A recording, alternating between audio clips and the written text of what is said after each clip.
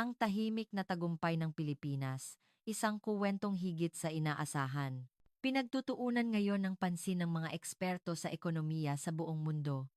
Matapos ideklara ng Tsina na babawasan nito ang pag-asa sa Pilipinas, isang hindi inaasahang resulta ang lumitaw. Ang failure rate sa industriya ng pagmamanupaktura ng Tsina ay lumampas sa 50% at nagsimulang magsunuran ang mga pagkansela ng kontrata mula sa mga kliyente sa ibang bansa. Ayon sa isang global supply chain analyst, kung walang mga piyesang gawa sa Pilipinas, hindi nila makakamit ang mga pamantayan sa kalidad. Ngunit ang simula ng sitwasyong ito ay mas hindi inaasahan. Nagsimula ang lahat sa isang insidente sa isang coffee shop sa Bonifacio Global City. Isang video ng mga turistang sino na nag-iingay at umiinom ng alak sa loob ng isang sikat na kapihan. Mabilis itong kumalat sa buong mundo. Maraming nakapanood ang nag-isip, ganoon din siguro ang Pilipinas, katulad ng ibang mga bansa sa Asya. Ang kaayusan at asal, marahil ay ganoon lang talaga. Ngunit ang pag-iisip na iyon ay isang malaking pagkakamali. At kung gaano kalaki ang naging kabayaran para sa maling akalang iyon, iyan ang isasalaysay ko ngayon. Ang pangalan ko ay Maribel, 30 taong gulang, isinilang sa Paris, Pransya, at 15 taon nang nagtatrabaho bilang isang global strategy analyst. 10 taon doon ay ginugol ko sa Shanghai at Beijing. Maraming itinuro sa akin ng Sina. Ito ay isang lugar na puno ng bilis, napakalaking sukat, at walang katapusang enerhiya. Ngunit kasabay nito, natutunan ko rin ang kaguluhan. Ang mga pampublikong lugar ay palaging maingay, halos walang kultura ng pagpila. Sa subway, normal ang tulakan, at sa mga restauran, ang malakas na pag-uusap ay karaniwan. Ang kalidad ng serbisyo ay magkaiba sa bawat lugar, ang iba ay mahusay, habang ang iba ay terrible. Ganoon din ang mga pamantayan sa kalinisan at kaligtasan. Iyan ang tsina na naranasan ko sa loob ng 10 taon. Hindi ko sinasabing masama ito lang ang katotohanan. Inakala ko na iyon ang katangian ng Asya. Naniniwala ako na isinasakripisyo ang kaayusan para sa mabilis na pag-unlad at isinasantabi ang pagiging eksakto para sa malawakang sukat. Isang araw, isang kasamahan sa trabaho ang nagpadala sa akin ng isang link. Ito ang video ng insidente sa isang kapihan sa Bonifacio Global City, BGC. Sa Taguig, ilang turistang sino ang umiinom ng alak sa loob ng tindahan at may bote ng matapang na alak sa kanilang mesa. Malakas silang nag-iingay at kitang-kita na naiistorbo ang ibang mga customer. Magalang silang sinaway ng staff, ngunit walang epekto. Sa huli, kinailangan pang tumawag ng pulis.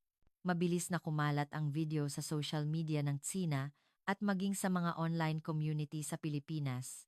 Habang pinapanood ko ang video, napatango ako, ayan na nga ba, ganoon din pala. Ang nangyayari sa China ay nangyayari rin sa Pilipinas. Halos pare-pareho lang ang silangang Asya, naisip ko. Habang nanananghalian kasama ang mga kasamahan sa opisina sa Shanghai, napag-usapan namin ito. Nang tanungin ko kung napanood nila ang video sa kapihan sa Pilipinas, lahat sila ay sumagot ng oo. Kagaya lang ng China. Magkakatulad lang talaga ang Asya, sabi nila.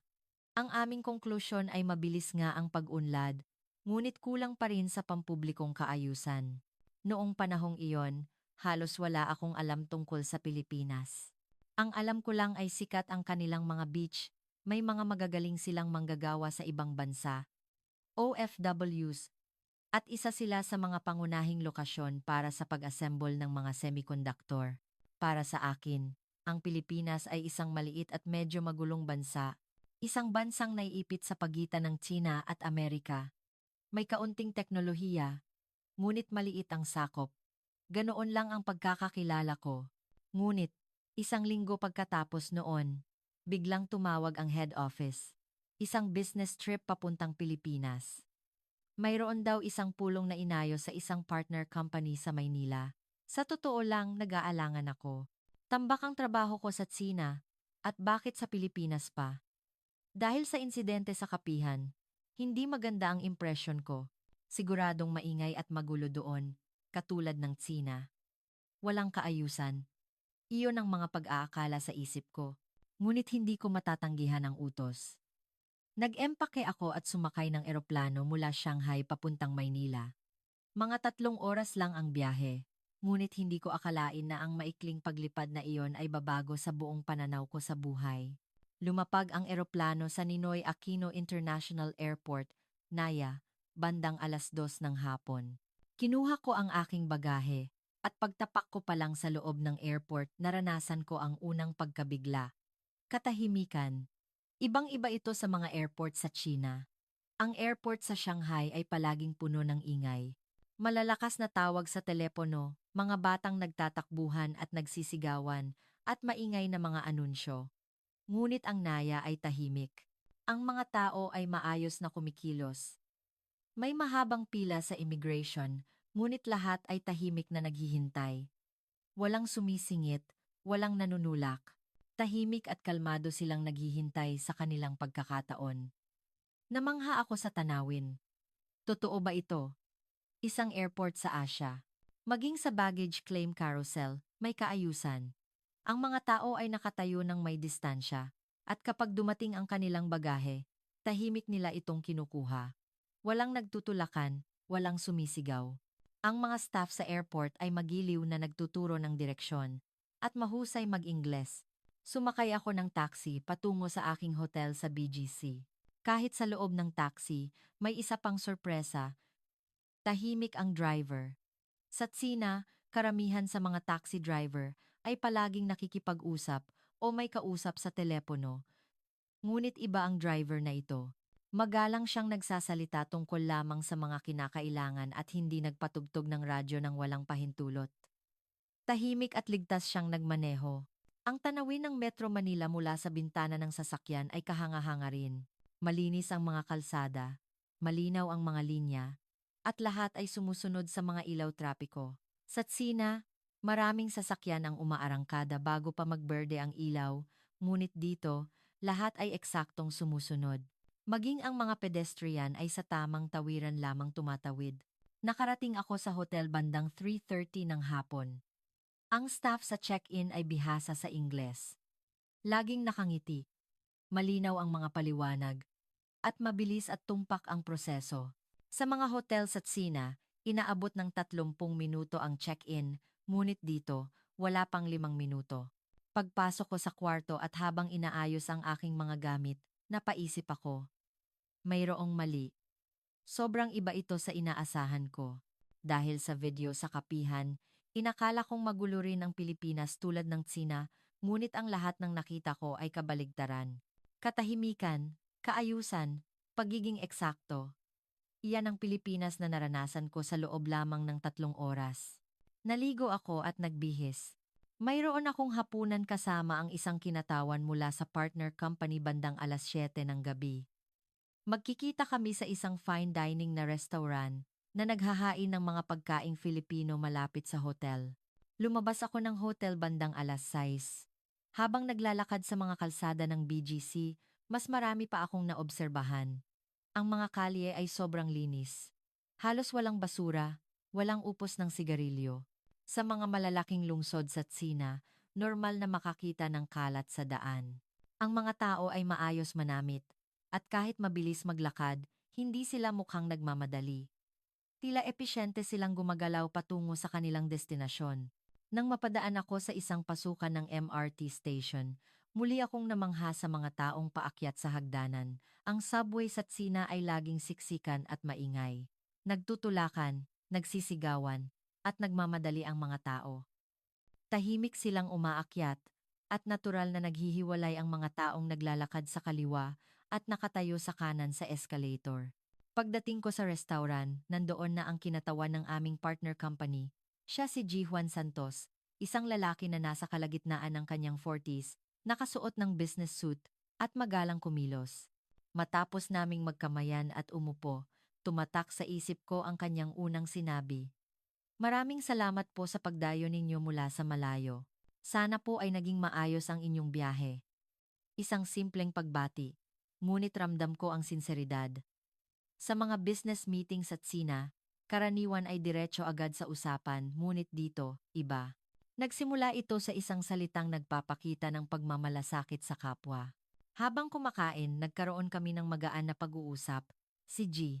Santos ay ipinanganak at lumaki sa Maynila, nag-aral ng business management sa kolehiyo, at 15 taon nang nagtatrabaho sa kasalukuyang kumpanya. Mahinahon siyang magsalita, malinaw ang kanyang mga paliwanag, at tumpak ang kanyang mga sagot. Nang matapos ang pagkain, nagsimula ang seryosong usapan. Ipinaliwanag ko ang takbo ng merkado sa Tsina at ibinahagi niya ang estratehiya ng kumpanyang Pilipino. Ngunit habang tumatagal ang aming dialogo, may isa pa akong natuklasang nakamamangha. Ang kanyang pagsusuri ay napakadetalyado at eksakto. Ang mga kumpanya sa Tsina ay karaniwang nakatuon sa big picture. Binibigyang halaga nila ang sukat, bilis, at pagpapalawak. Ang maliliit na detalye ay saka na inaasikaso. Ngunit iba si G. Santos. Nagsisimula siya sa mga detalye bago buuin ang malaking larawan. Bawat numero ay tumpak, bawat plano ay may basehan, at bawat panganib ay may nakahandang solusyon. Nagtanong ako, paano po kayo tutugon kung sakaling magkaroon ng hindi inaasahang pagbabago sa merkado ng China? Agad siyang sumagot, mayroon na kaming 3 nakahandang senaryo, at bawat isa ay may kaukulang plano ng pagkilos. Sa sandaling iyon napagtanto ko, ganito pala ang paraan ng mga kumpanyang Pilipino. Mas inuuna ang pagiging eksakto kaysa sa bilis, kalidad kaysa sa dami, at katatagan kaysa sa pagpapalawak. At naintindihan ko na hindi ito maling paraan. Sa katunayan, sa pangmatagalan, maaaring mas episyente pa ito. Kinabukasan, 8:00 ng umaga, bumisita ako sa head office ng kanilang kumpanya. Isang 20 palapag na gusali sa Makati, at ang lobby pa lang ay kahanga-hanga na, malinis, moderno, at tahimik. Ang mga gusali ng malalaking kumpanya sa Tsina ay karaniwang enggrande ngunit maingay. Iba dito, ang kandamang dana mga sabdama, ang tala namang saan. Isang staff sa reception ang bumati sa akin ng may ngiti. Kinumpirma ang pangalan ko, inihanda ang visitor's pass, at tinawagan ang aking contact person. Ang lahat ng proseso ay natapos sa loob ng 3 minuto.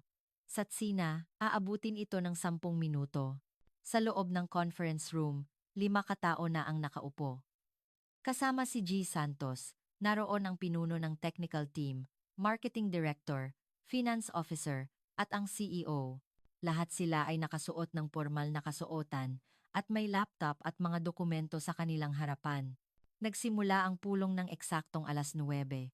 Sa Tsina, normal na madelay ng 30 hanggang 45 minuto, ngunit dito, hanggang sa segundo ay tumpak. Ang CEO ang unang nagsalita. Maraming salamat sa iyong pagbisita sa kabila ng iyong abalang schedule. May 3 pangunahing paksa tayong tatalakayin ngayon. Ang estado ng ating kasalukuyang proyekto, ang mga plano para sa hinaharap, at ang pamamahala sa mga panganib. Malinaw. Nagsimula ang presentasyon ng pinuno ng technical team.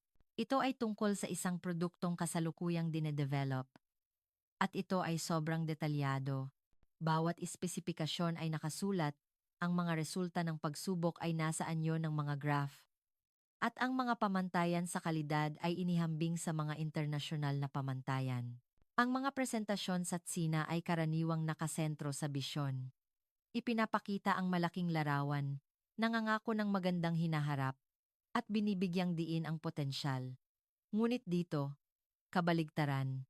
Mas mahalaga ang katotohanan kaysa sa bisyon, ebidensya kaysa sa potensyal, at resulta kaysa sa pangako. Nagtanong ako, ano po ang failure rate ng produktong ito? Agad na sumagot ang technical head. Sa kasalukuyan, ito ay 0.3%. Kung isasaalang-alang na ang average sa industriya ay 2%, ito ay napakababang antas. Ang aming layunin ay ibaba ito sa 0.1%. Tumpak at konkreto. Kung sa isang kumpanyang Chino, marahil ang sagot ay, halos wala po, nang walang eksaktong numero. Sumunod ang marketing director. Ang kanyang presentasyon tungkol sa Global Expansion Plan ay kahanga-hanga rin. Ang bawat bansa ay may market analysis, ang mga kakumpetensya ay nakalista, at ang diskarte sa pagpasok ay binuo ng paunti-unti. Ngunit ang pinakanakamangha ay ang risk analysis. Bawat posibleng problema sa bawat merkado ay detalyadong nakalista, kasama ang mga solusyon. Mula sa currency fluctuations hanggang sa mga isyung politikal, kultural, at lohistikal. Ang diskarte ng mga kumpanyang sino ay agresibo, pumasok muna, problemahin ang mga isyu mamaya, ngunit ang mga Pilipino ay kabaligtaran. Habang tumatagal, lalo akong nakukumbinsi.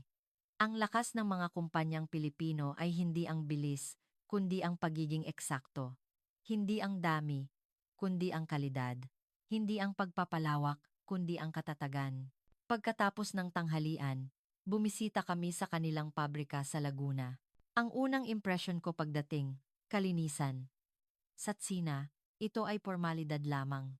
Ngunit dito, 30 minuto kaming binigyan ng detalyadong paliwanag, sinigurong walang tanong, at sinuri kung tama ang aming suot na gamit. Pagpasok sa production line, muli akong nagulat, tahimik. Ang mga manggagawa ay tahimik na nakatuon sa kanilang trabaho. Sa quality control room, lahat ng produkto ay sinusuri sa ilalim ng napakahigpit na pamantayan, kahit isang maliit na gasgas ay itinuturing na depektibo. Ipinaliwanag ng quality control manager, ang aming layunin ay zero defect. Hindi namin maaaring hayaang makarating sa customer ang isang depektibong produkto. Sa Tsina, ang bilis ang prioridad. Ngunit sa Pilipinas, ang kalidad ang nauuna.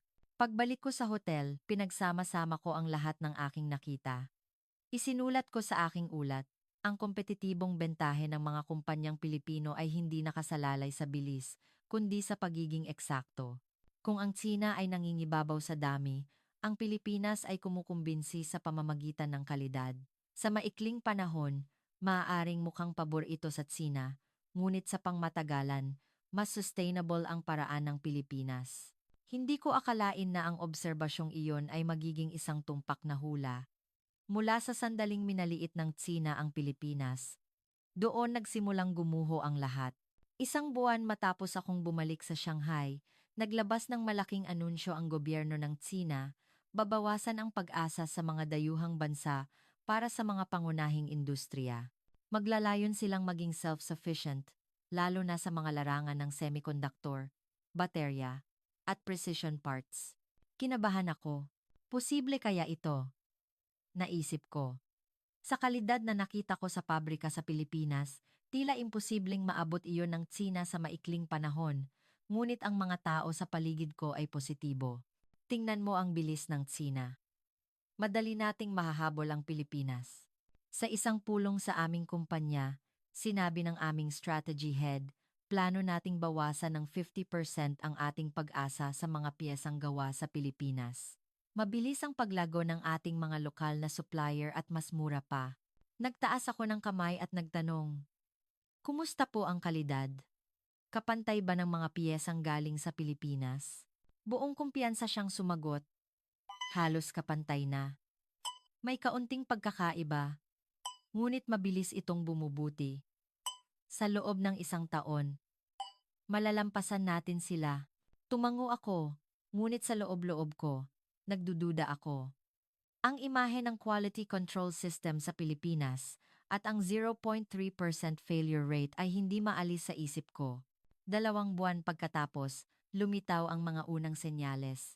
Isang ulat mula sa aming production team ang nagsabing ang failure rate ng mga alternatibong piyesang gawa sa Tsina ay mas mataas kaysa sa inaasahan.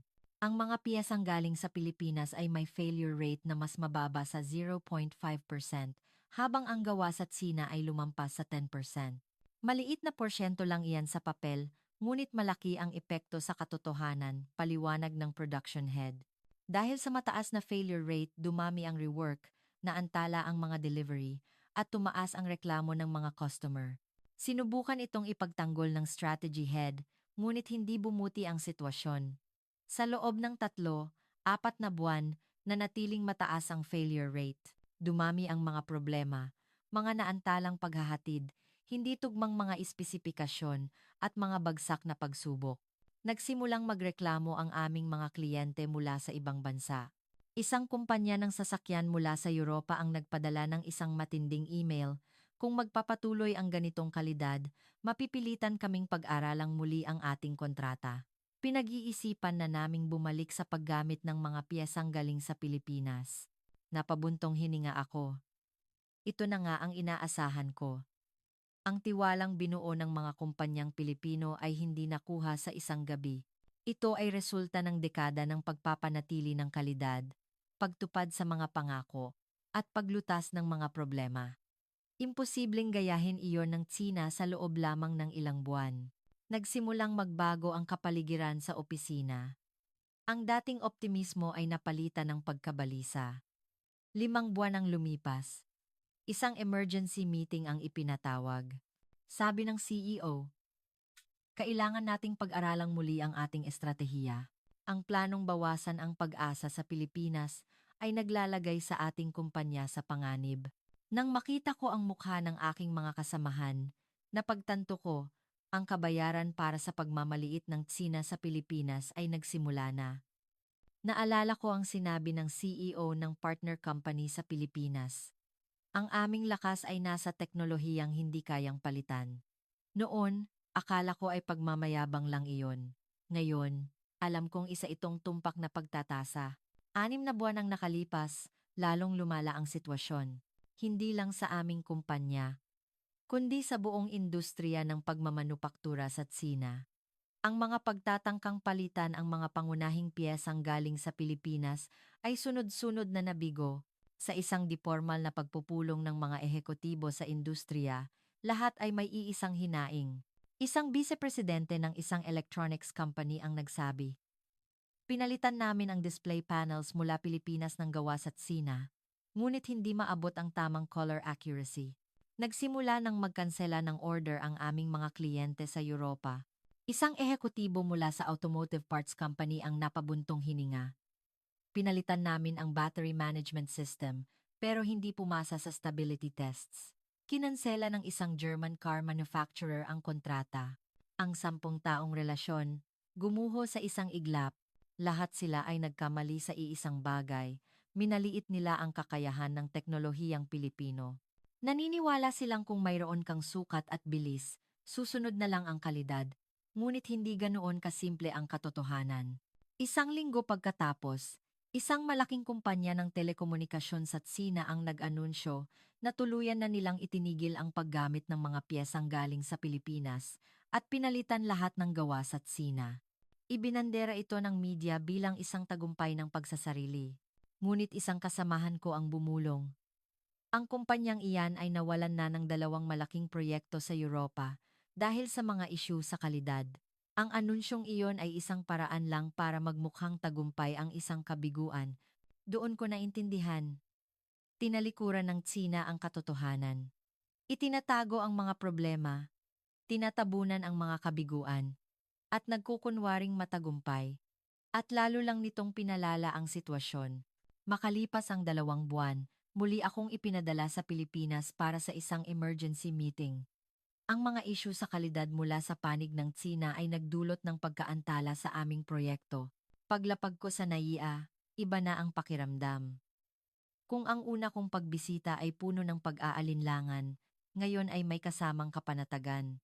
Ang maayos na airport, ang tahimik na mga tao, ang tumpak na mga direksyon lahat ay nagbigay sa akin ng ginhawa mula sa kaguluhan ng Shanghai.